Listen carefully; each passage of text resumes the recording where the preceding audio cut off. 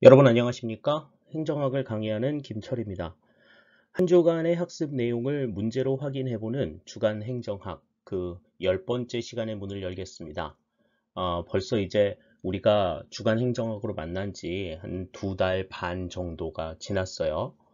수업 시간에도 뭐 말씀을 드렸습니다만은 이제 여러분들이 처음에 가졌던 마음가짐이 좀 서서히 좀 누그러질 때가 왔습니다. 그래서 슬럼프도 올 수 있을 때가 됐고, 그래서 여러 가지로 좀 마음들이 좀 흔들릴 수 있는 그런 시기가 왔어요. 날씨도 이제 조금 쌀쌀해지고 하면서 여러 가지 생각들이 좀 들 수 있는데, 그런 슬럼프 좀 슬기롭게 이겨내시기를 바라겠고, 그리고 모쪼록 이제 건강도 좀 잘 관리하시기를 당부를 드리겠습니다. 코로나19 확진자가 지금 계속해서 좀 늘어나고 있죠.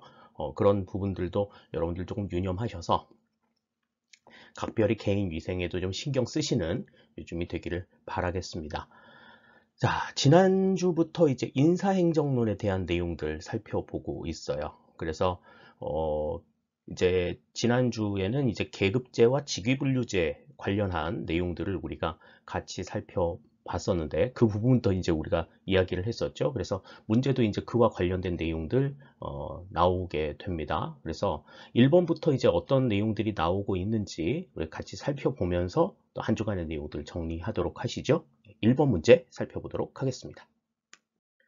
네, 1번 문제 살펴보겠습니다.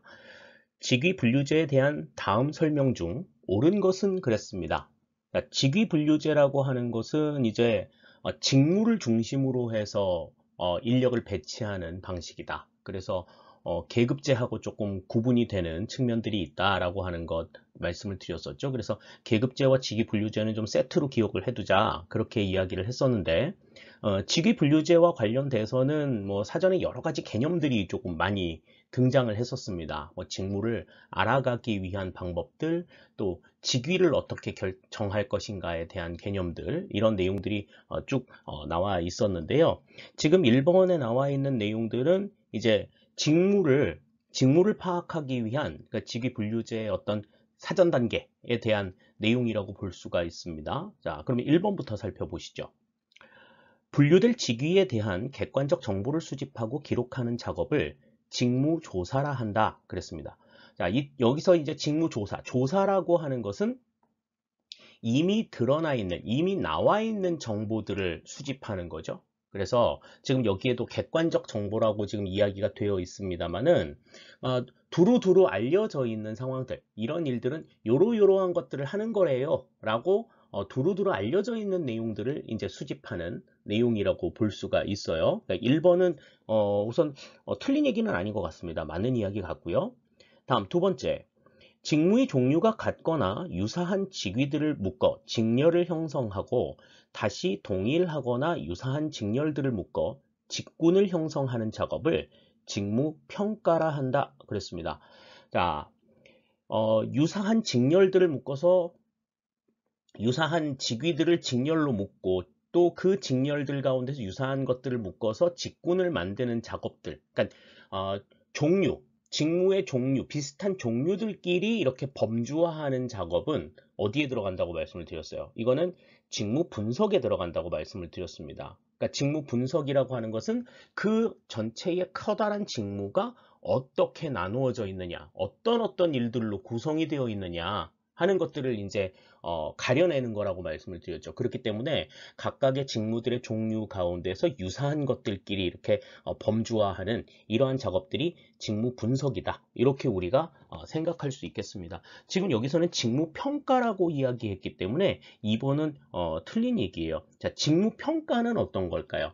자, 직무 평가는 각각의 직무가 가지고 있는 책임도, 그리고 난이도, 우리가 이제 뭐 교재에는 곤란성이라고 이야기했던 그러니까 책임도나 난이도를 가리는 일들.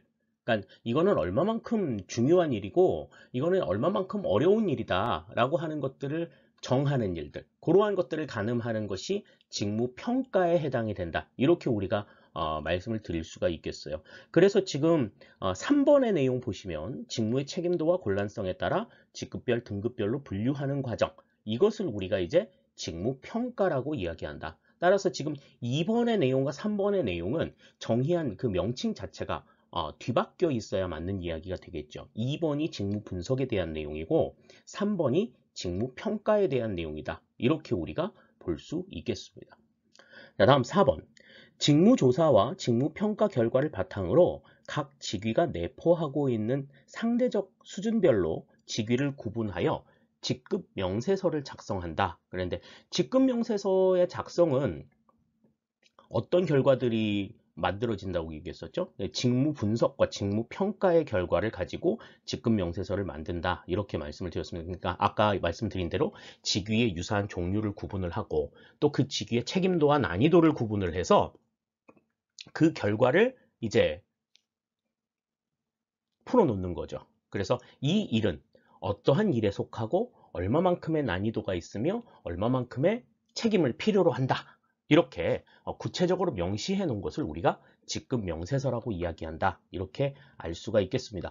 그러니까 지금 여기에서는 직무조사와 직무평가 결과를 바탕으로 직급 명세서를 작성한다고 되어 있는데 직급 명세서는 다시 말씀을 드리지만 직무 분석과 직무 평가의 결과를 바탕으로 작성을 하는 것이다. 따라서 직무 조사라고 지금 이야기했기 때문에 4번도 맞는 이야기라고 볼 수는 없어요. 따라서 2번, 3번, 4번은 직위분류제와 관련된 내용 가운데 틀린 내용이 되겠고 맞는 것은 여기서는 1번. 다시 한번 설명을 드리죠. 여기서는 1번의 직무조사를 설명하고 있는 1번의 내용이 정답이 된다라고 하는 것을 우리가 생각할 수 있겠습니다. 정답은 여기서는 1번이 되는 것 우리가 확인을 할 수가 있겠네요. 2번 문제 보겠습니다. 직위분류제 관련 개념에 대한 설명으로 옳지 않은 것은 그랬습니다. 이 직위분류제 관련 설명 같은 경우에는 국가공무원법에 명시가 되어 있는 내용이기 때문에 이거는 그냥 그대로 우리가 알아두는 것이 중요하다라고 말씀을 드렸었죠. 그리고 앞서서 이제 봤었던 그 직위분류제 주요 개념과 관련해서 볼 때도 이제 비슷한 내용들이 나왔었기 때문에 그와 연관 지어서 여러분들이 생각을 하시는 것 중요하다라고 몇 차례 강조를 드렸어요. 이 부분들은 좀 분명하게 알아두셔야 될 것 같습니다. 자, 그러면 옳지 않은 것을 골라라. 그런데 1번부터 보시죠. 직위는 1인의 공무원에게 부여할 수 있는 직무와 책임을 말한다. 그러니까 한 사람의 공무원에게 부여할 수 있는 직무와 책임, 이것을 우리가 직위라고 이야기한다. 그래서 원칙적으로는 한 사람의 공무원에게 하나의 직위만을 허용한다. 이렇게 우리가 설명을 드렸었죠. 1번은 맞는 이야기입니다. 다음 2번. 직구는 동일한 직렬 내에서 담당 분야가 같은 직무의 군이다. 그랬습니다. 자, 동일한 직렬 내에서 담당 분야가 같은 직무의 군. 이것을 우리는 뭐라고 불렀어요? 직류라고 말씀을 드렸었죠. 직군이라고 하는 거는 뭐예요? 직군은 직렬의 집합을 우리가 직군이라고 이야기하죠. 네, 그래서 유사한 직렬들의 모임, 이것을 우리가 이제 직군이라고 이야기한다. 이렇게 볼 수 있는데, 그러니까 직렬 내의 직무의 군을 우리는 직류라고 이야기한다. 2번은 틀린 내용이에요. 다음 3번. 직급은 직무의 종류와 곤란성, 책임도가 상당히 유사한 직위의 군이다. 그랬습니다. 우리가 이 직위분류제 관련 개념은 직무의 종류, 곤란성, 책임도 이 세 가지를 기준으로 해가지고 알아두실 필요가 있다고 말씀을 드렸었죠. 그래서 이 세 가지가 전부 다 똑같은 거, 이걸 우리는 직급이라고 이야기하고 종류가 다르고 곤란성과 책임도만 같은 것을 우리는 등급이라고 이야기한다. 그렇게 구분해야 된다라고 말씀을 드렸었어요. 자, 그래서 직급, 3번 직급에 대한 설명은 맞는 이야기가 되겠습니다. 다음 4번. 등급은 직무의 종류는 다르지만 직무 수행의 책임도와 자격 요건이 유사하여 동일한 보수를 지급할 수 있는 직위의 횡적군이다. 그랬습니다. 이것도 이제 종류는 다르지만 책임도와 자격 요건, 난이도 이런 것들이 비슷하기 때문에 직렬에 상관없이 그냥 이 정도의 일을 하는 사람은 어느 정도겠다라고 하는 것을 분명하게 알 수 있는 그러한 체계죠. 그래서 7급 공무원, 8급 공무원, 9급 공무원 이렇게 이야기하는 것이 대부분 다 등급에 해당이 된다. 이렇게 말씀을 드렸었습니다.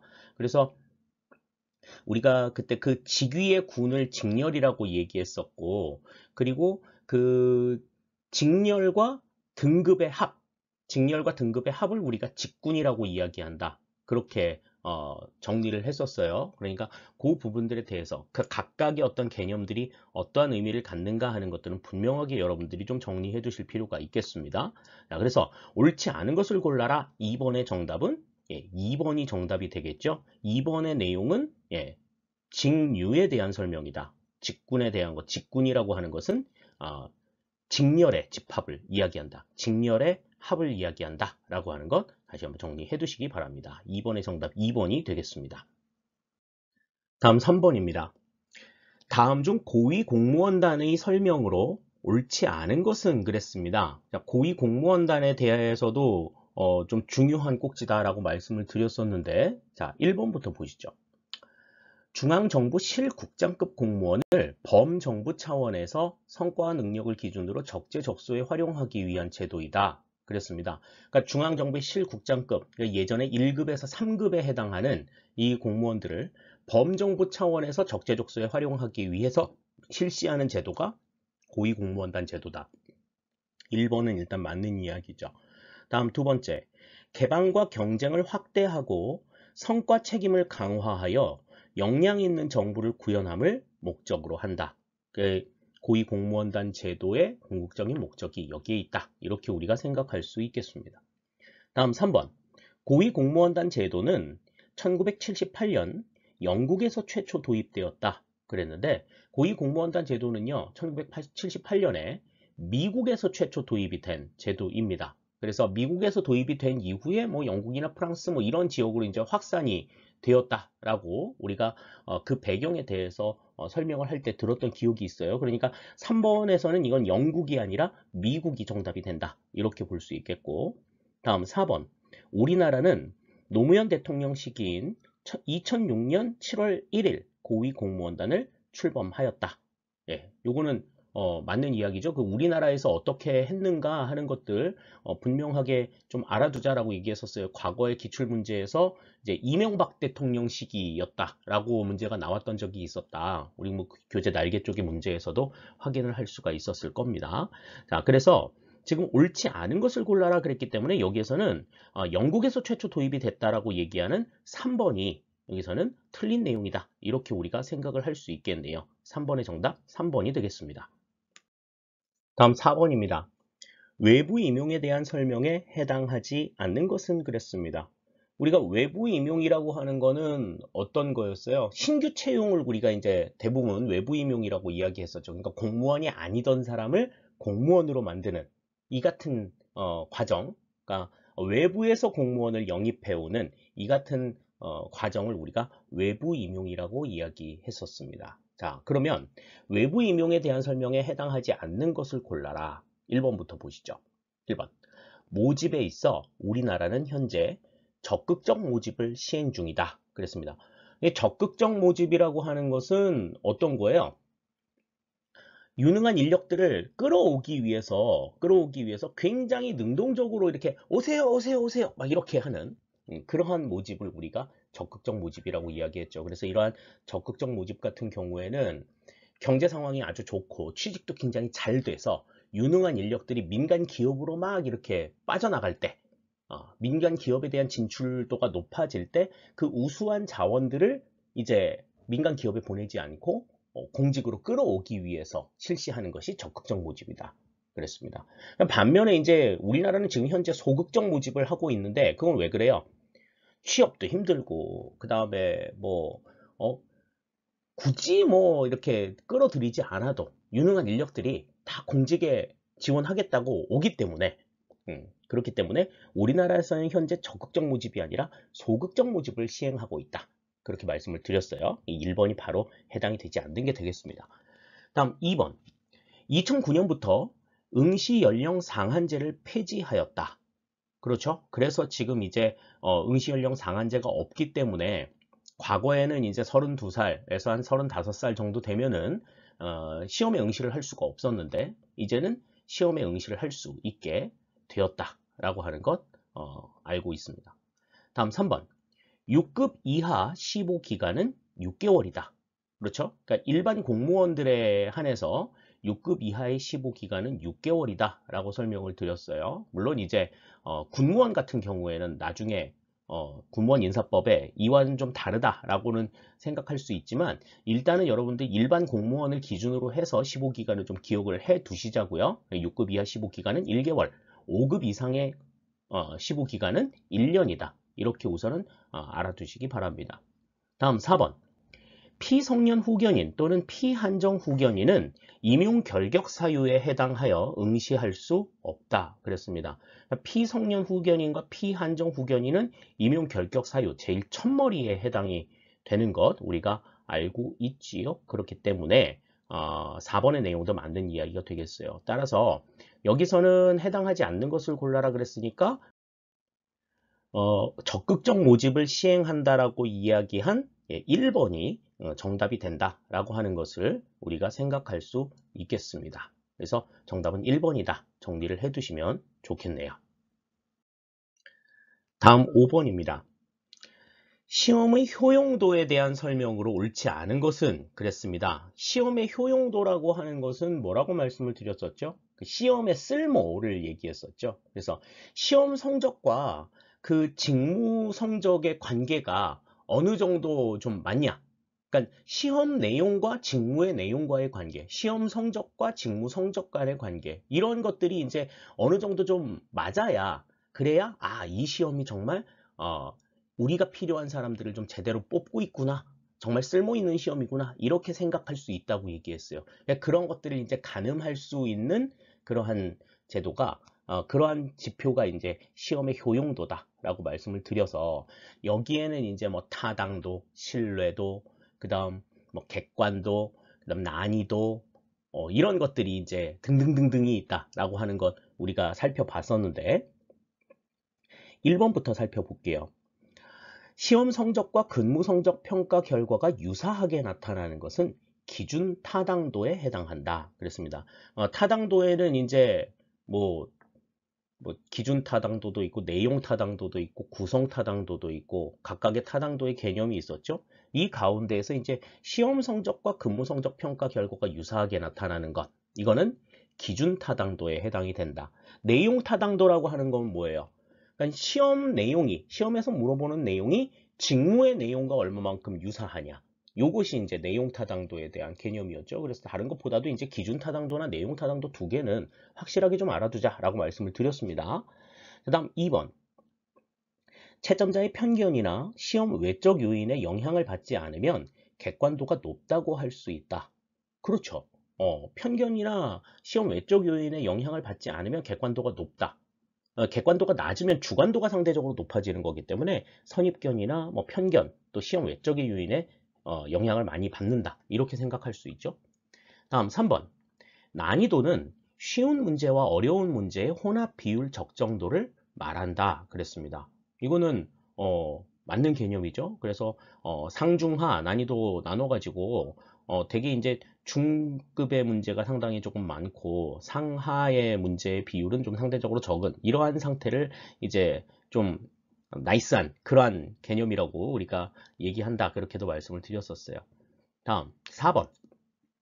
신뢰도가 높은 시험은 타당도가 높다. 그랬습니다. 이거는 이제 우리 교재의 보충 박스에 보시면 신뢰도와 타당도의 관계에 대해서 나와 있는 것 살펴보시면 아실 수가 있어요. 일단 시험의 타당도가 높으면 신뢰도가 높다고 볼 수가 있어요. 그런데 시험의 신뢰도가 높다고 해서 타당도가 높은 것은 아니다. 이렇게 생각할 수 있죠. 그렇기 때문에 신뢰도가 높은 시험이라고 해서 타당도가 높다. 이렇게 보기는 어려울 것 같습니다. 그래서 5번에서는 정답이 여기서는 4번이 이제 틀린 내용이다. 이렇게 생각할 수가 있어요. 그러니까 타당도가 높은 시험은 신뢰도가 높다. 이렇게 보면 맞는 얘기지만 거꾸로 신뢰도가 높은 시험은 타당도가 높다. 이렇게는 꼭 그렇지만은 않다라고 하는 것 정리를 해두시기 바랍니다. 5번의 정답 4번이 되겠습니다. 하재누리 행정학은 카카오톡 채널로 여러분들과 소통합니다. 지금 화면에 보이고 있는 QR코드를 촬영해서 하재누리 행정학 카카오톡 채널의 친구가 되어 주십시오. 공무원 시험을 위한 다양한 행정학 컨텐츠를 우리 여러분들 만나보실 수가 있습니다. 지금 우리가 함께 했던 주간 행정학은 물론 앞으로 살펴보게 될 여러 가지 기출 문제들에 대한 내용들도 또 수업에서 다루지 않는 여러 가지 행정학과 관련된 이야기들 카카오톡 채널에서 여러분들과 함께 나누도록 하겠습니다. 또 여러분들이 행정학을 공부하면서 궁금한 사항이라든지 또 질문하고 싶은 내용들 있으시면 카카오톡 채널 안에 대화창을 통해서 여러분들 질문해 주시면 성심성의껏 답변해 드리도록 하겠습니다. 여러분들의 많은 참여 기다리고 있을게요. 6번입니다. 배치 전환 중 전보에 대한 설명에 해당하는 것은 그랬습니다. 배치 전환과 관련해서는 그러니까 수평 이동, 공무원의 수평 이동에 대해서는 여러 가지 개념들이 있다고 얘기했었죠. 전직이 있었고, 지금 전보가 있었고, 그 다음에 파견이 있었고, 그 다음 전입 있었고, 여러 가지 이제 개념들이 있었는데, 자, 그러면 전보라고 하는 것은 뭐였어요? 전보. 맡았던 직위를 다른 사람과 다른 직위로 바꾸는 것을 우리가 전보라고 이야기하죠. 그러니까 한 사람이 맡았던 일을 너 이제 이 일 맡지 말고 이 일 맡아. 요거 하지 말고 저거 맡아. 이렇게 하던 일을 바꿔주는 거지. 그걸 우리가 이제 전보라고 이야기한다. 그렇게 말씀을 드렸는데, 자, 1번 보겠습니다. 인사 관할을 달리하는 입법부, 행정부, 사법부 사이에 다른 기관 소속 공무원을 이동시켜 받아들이는 것이다. 이것은 뭐예요? 전직이 전입이죠. 전입. 이거는 전입에 대한 내용이죠. 인사권자가 다른 곳으로 이동하면서 이동하게 되는 이 같은 배치 전환을 우리는 전입이라고 이야기한다. 그렇게 알고 있습니다. 다음 2번. 동일한 직급 내에서 직위만 바뀌는 것이다. 직위. 그러니까 직무와 책임만 바뀌는 것. 이게 이제 전보에 대한 내용이 되겠죠. 2번이 맞는 내용 같고요. 다음 3번. 상위 한 직렬의 동일한 계급 또는 등급으로 수평 이동하는 것이다.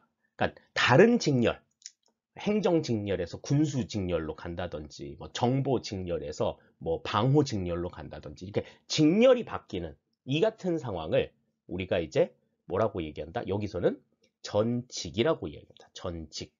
전보가 아니라 전직이 되겠고요. 다음 4번. 공무원의 소속을 바꾸지 않고 일시적으로 다른 기관에서 근무하게 하는 것이다.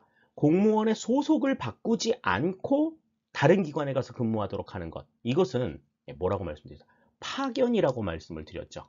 파견에 대한 설명이다. 따라서 지금 전보에 대해서 물어보고 있는 것은 여기서는 2번이 정답이 되는 것 우리가 확인을 할 수가 있겠습니다. 그러니까 그 배치 전환과 관련돼서 나오는 여러 가지 개념들, 전입, 전직, 전보, 그 다음 파견 등등등등 여러 가지 그 개념들이 나와 있었던 것들도 어떠한 내용들인지 분명하게 여러분들이 좀 정리하시고 기억해 두시기를 바라겠습니다. 6번의 정답 2번이 되겠어요. 다음 7번입니다. 다음 교육훈련 방법 중 지식의 축적, 기술의 연마, 태도 행동의 변경 등 훈련의 목적에 관계없이 사용되는 훈련 방법은 그랬습니다. 교육훈련의 방법은 여러 가지 목적이 있다고 얘기를 했었죠. 그 목적이 이제 지식의 축적, 기술의 연마, 태도 행동의 변경이에요. 그래서 우리 교재에서 보면은 그 각각의 목적별로 어떠한 그 훈련 방법을 쓰느냐에 대한 예시들이 표로 이제 정리가 되어 있는데 그 가운데서 보시면 모든 훈련 목적 안에 다 들어가 있는 방법이 있습니다. 가장 이제 대표적으로 이제 모두에 사용이 되는 훈련 방법에 이제 토의가 있고 사례 연구가 있죠. 그러니까 토의와 사례 연구는 각각의 목적에 관계없이 모든 상황에 전부 다 사용이 될 수 있는 그러한 훈련 방법이다. 우리 이렇게 생각할 수 있을 것 같아요. 자, 그러면 지금 정답은 여기서는 1번이 되는 걸 확인할 수 있을 것 같은데, 자, 2번의 감수성 훈련, 3번의 독서, 4번의 강의. 이거는 이제 어떠한 목적에서 사용이 되느냐 한번 생각해 보죠. 자, 이 감수성 훈련 같은 경우에는 태도나 행동의 변경을 목적으로 사용이 되는 방법이다. 표에 그렇게 나와 있을 겁니다. 그래서 어떤 인식이, 어떤 현상에 대한 인식이 좀 바뀌었거나 좀 달라졌을 때 그것을 이제 좀 바로바로 느낄 수 있도록 하는 훈련이다. 우리 이렇게 생각을 할 수가 있어요. 그래서 10여 명의 뭐 한 10명 내외의 소그룹을 대면대면한 사람들끼리 소그룹을 형성해가지고 이제 그와 같은 감각 훈련을 익히는 것, 이게 이제 감수성 훈련이고요. 독서나 강의 같은 경우에 책을 읽거나 뭐 어떤 강사의 강의를 듣는 것, 이것은 지식의 축적을 목적으로 한다라고 하는 점에서 지금 모든 목적에 사용이 될 수 있다라고 보기는 어려워요. 따라서 7번에는 정답이 사례 연구, 1번이 정답이 되는 것 알 수 있겠습니다. 8번 문제입니다. 다음 보기 설명에 해당하는 근무성적 평정 방법은 그랬어요. 자, 보기 내용 살펴보죠. 도표식 평정척도법에 중요사건 기록법을 가미한 것이다. 그랬습니다. 그럼 일단 도표식 평정척도법이나 중요사건 기록법은 아니겠죠.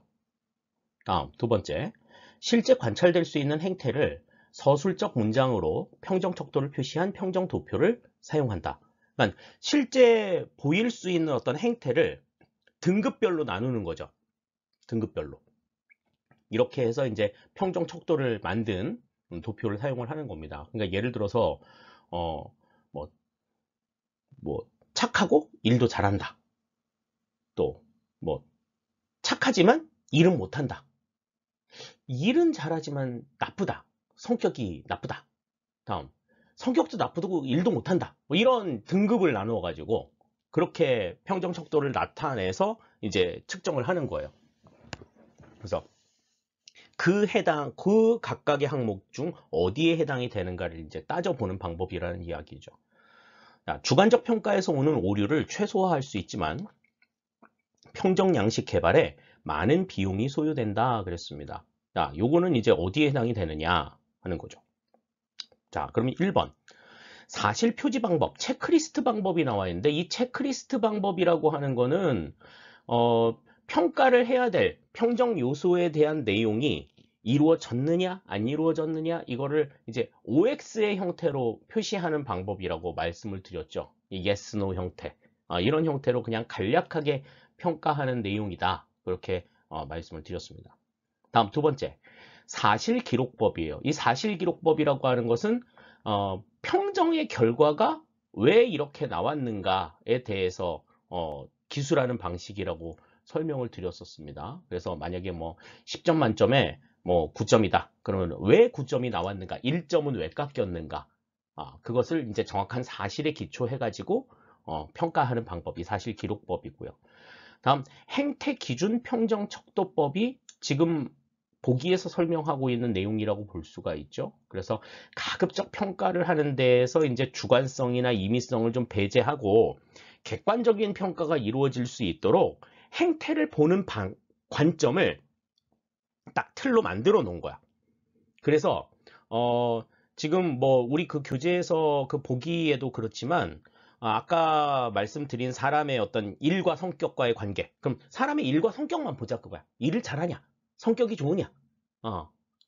그것만 보자는 거죠. 그래서 일도 못하고 성격도 나쁘고 그러면 일도 잘하고 성격도 나쁜 사람이 있을 수 있고 또 일은 못하는데 성격이 착한 사람이 있을 수 있고 일도 잘하고 성격도 좋은 사람이 있을 수 있고 뭐 여러 가지 요소들이 있잖아요. 그런 요소들을 바탕으로 그 사람이 어디에 해당이 되느냐만 고르는 이러한 방법이에요. 그래서 주관적으로 사람들이 뭐 그 사람의 어떤 행동에 대해서 평가한다든지 이럴 때 가급적 주관성을 배제하기 위한 방편으로 많이 사용이 됩니다. 그래서 주관적 평가에서 오는 오류를 최소화할 수 있지만 평정 양식 개발에 많은 비용이 소요된다. 어떻게 봐야 될 것인지, 무엇을 어떤 기준으로 세워야 될 것인지에 대해서 상당히 많은 고민이 있어야 된다라고 하는 것 생각을 하실 필요가 있겠고요.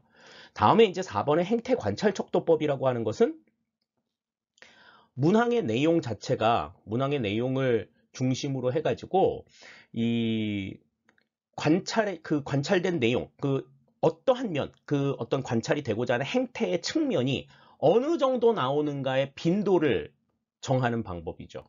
그래서 남을 많이 도와준다. 뭐 예를 들어서 그러면 남을 많이 도와주는 그러한 행태가 어느 정도 나왔느냐? 그거를 5점 척도나 7점 척도의 기준에서 정리하는 이 같은 방식을 우리가 행태 관찰 척도법이라고 이야기합니다. 따라서 지금 8번의 보기에 대한 설명은 지금 행태 기준 평정 척도법에 대한 설명이니까 8번의 정답은 3번이 정답이 되는 것 알 수가 있어요. 그 이외에도 이제 뭐 여러 가지 방법들이 있습니다. 뭐 사실기록법도 있고, 뭐 사실기록법, 목표관리법도 있고, 서열법도 있고, 강제선택법도 있고, 지금 여기 지금 보기에 나와 있는 도표식 평정척도법이나 중요사건기록법도 있고, 뭐 많은 방법들이 있죠. 강제배분법도 있고, 각각의 방법들이 어떠한 의미들을 가지고 있는가 하는 것들 분명하게 정리를 해 두시기를 바랄게요. 네, 8번의 정답은 3번이 되겠습니다. 9번입니다. 근무성적 평정 오류 중 강제배분법을 통해 해결될 수 있는 것은 그랬습니다. 근무성적 평정의 오류는 뭐 여러 가지를 설명을 드렸었죠. 뭐 연쇄 효과부터 시작해서 뭐 엄격화 경향, 관대화 경향, 집중화 경향, 규칙적 오류, 총계적 오류, 시간적 오류, 선입견에 의한 오류, 뭐 여러 가지 내용들을 말씀을 드렸습니다. 그 가운데에서 강제 배분법을 통해 해결이 될 수 있는 것, 요거는 수업 시간에 강조를 드렸던 내용이 있죠. 그래서 강제 배분법을 통해서 해결이 될 수 있는 것 세 가지가 있다고 말씀을 드렸습니다. 뭐였어요? 집중화 경향, 관대화 경향, 그리고 엄격화 경향. 요 세 가지라고 말씀을 드렸었죠. 그러니까 이 점수의 어떤 분포가 어느 한쪽으로 쏠리는 그러니까 가운데로 쏠리든지 아니면은 낮은 쪽으로 쏠리든지 아니면 높은 쪽으로 쏠리든지 이렇게 점수의 분포가 한쪽으로 쏠리는 상황을 막기 위해서 사용이 되는 방법이 강제 배분법이다. 그렇게 말씀을 드렸습니다. 여러분들 그 대학교 때 학점 줄 때 이 강제 배분법을 사용한다라고 말씀을 드렸었잖아요. 자, 그러니까 그러면 그 강제 배분법을 통해서 해결이 될 수 있는 것 연쇄 효과, 규칙적 오류, 총계적 오류, 관대화 경향 여기에서는 정답이 4번이 정답이 되는 겁니다. 관대화 경향 이외에도 엄격화 경향이나 집중화 경향 이 두 가지도 관대화 경향과 마찬가지로 강제 배분법을 통해서 해결이 될 수 있다라고 하는 것 분명하게 기억해 두시기를 바랄게요. 9번의 정답 4번이 되겠습니다. 마지막 10번입니다. 다면평가 제도의 단점에 대한 설명 중 가장 거리가 먼 것은 그랬습니다. 이 다면평가라고 하는 것은 어떤 거였죠? 다면평가는 한 개인을 평가할 때 평가자가 여럿이 나오는 평가죠. 그래서 감독자, 상사, 동료, 부하, 또 뭐 더 나가서는 고객에 이르기까지 다양한 관점에서 이 평가 대상자를 평가하는 그러한 방법이라고 말씀을 드렸습니다. 여러 가지 장점도 있고 또 단점도 그에 못지않게 단점도 등장한다고 말씀을 드렸는데 여기에서는 이제 단점에 대해서 물어봤어요. 1번부터 살펴봅니다. 평가 항목이 유사하여 부처별, 직급별, 직종별 특성에 따른 다양하고 적합한 평가가 이루어지지 않으면 평가 본래 목적을 살리기 어렵다. 그랬습니다. 그러니까 다양한 평가가 이루어져야 되는 그 직종에 따라서 부처에 따라서 직급에 따라서 다양한 평가가 이루어져야 되는데 일률적으로 모든 어떤 항목들을 평가 항목들을 각 부처마다 일률적으로 정하기 어렵다라고 하는 거죠. 이 얘기는 이제 그 얘기가 될 수 있을 겁니다. 다음 두 번째. 평가의 객관성과 공정성을 저해할 가능성이 높다 그랬는데 이 다면평가 같은 경우에는요. 특정 평가 대상자에 대해서 굉장히 다양한 관점에서 평가가 이루어질 수 있기 때문에 무엇보다도 평가의 공정성이나 객관성이나 이런 것들은 높아질 가능성이 있다는 거죠. 그래서 평가의 객관성이나 공정성은 향상이 될 가능성이 높지 객관성이나 공정성을 저해할 가능성이 높다라고 보기는 어렵다. 2번이 여기서는 좀 틀린 내용 같아요. 다음 3번. 상급자가 업무 추진보다는 부하의 눈치를 의식하는 행정이 이루어질 가능성이 높다. 그러니까 아까도 말씀드렸던 그 다면평가에 대해서 설명할 때도 말씀드렸지만 업무 추진, 그러니까 행정 중심으로 어떤 사람을 활용하는 것보다 직무보다 인간관계에 치우친 그러한 행정이 이루어질 가능성이 높다라고 하는 것, 요게 이제 가장 우려가 되는 부분인 거죠. 4번도 이제 그 비슷한 맥락인데 능력보다 인간관계를 중심으로 평가가 이루어져 인기 투표화될 가능성이 있다. 그러니까 뭐 나하고 술 잘 먹고 나하고 뭐 담배 같이 잘 피워주고 뭐 이런 사람들, 그런 좀 친한 사람들한테 점수가 높이 갈 가능성이 높다라고 하는 게 다면평가 제도가 가지고 있는 단점이다, 이렇게 볼 수가 있을 것 같습니다. 따라서 지금 거리가 먼 것을 골라라 그랬으니까 여기서는 객관성과 공정성을 저해할 가능성이 높다고 이야기한 2번이 지금 틀린 내용이라고 볼 수가 있겠죠. 다면평가 제도는 객관성과 공정성을 향상시킬 수 있다라고 하는 점이 큰 장점이다라고 하는 것 기억해 두시기 바랍니다. 10번의 정답 2번이 되겠습니다. 네, 이렇게 10문제 모두 같이 풀어봤습니다. 주간행정학 10번째 시간, 이제 마무리할 시간이 됐는데요. 한 가지 안내 말씀 드리겠습니다. 12월부터는 주간행정학을 매주 금요일마다 만나게 됩니다. 지금은 매주 월요일마다 여러분들한테 새로운 주간행정학을 오픈하는데 이제 12월 첫째 주부터는 매주 금요일 날 오픈을 하게 됐어요. 그래서 12월 첫째 주에는 두 차례 주간행정학이 나가게 됩니다. 그래서 11월 30일 월요일 날 한번 나가고, 그리고 12월 4일 금요일 날 한 번 더 나갑니다. 왜냐하면 제가 개인적으로 이제 그 강의하는 시간이 조금 옮겨졌어요. 원래는 지금 수요일하고 토요일 날 수업을 하는데 토요일 날 수업이 화요일로 옮겨지게 되면서 이제 여러분들한테 적정하게 내용들을 좀 만들어 드리고 적용을 해야 될 그 시간도 조금은 변동이 되어야 될 것 같습니다. 그리고 그 주에 배웠던 내용들은 그 주에 해결을 할 수 있도록 하는 게 또 우선은 더 좋은 일이기도 하고요. 그래서 이제 12월 첫째 주부터는 금요일 날 여러분들을 만나게 된다라고 하는 점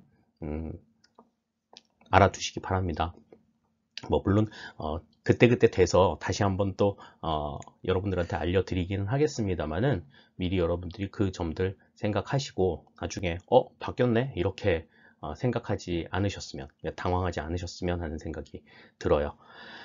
자, 날씨가 이제 많이 추워지고 있습니다.